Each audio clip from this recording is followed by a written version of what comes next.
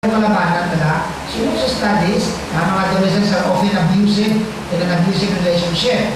In a study of 379 pregnant or parenting teens and 95 teenage girls without children, 62% of the girls aged 11 to 15 years and 56 of girls aged 16 to 19 years reported experiencing domestic violence at the hands of their partners.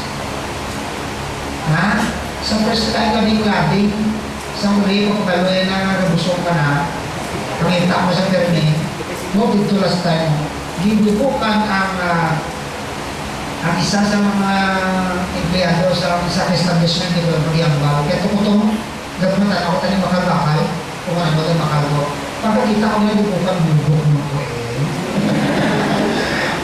Ang mati mga kayo, diba? May ako lugar na umsi ako, pero may mati ako. So mati ko ito.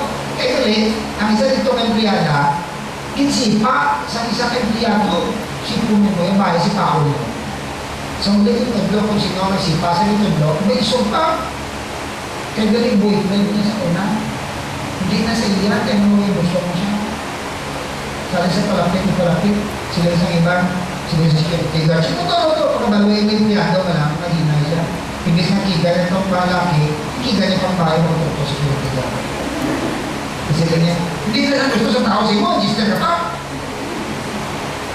Ito pa lang, ngayon naman sa kung nasa wala yung tao makuha, ngayon pa mga butangan sa loob na, tanan eh, ngayon para sa iyo.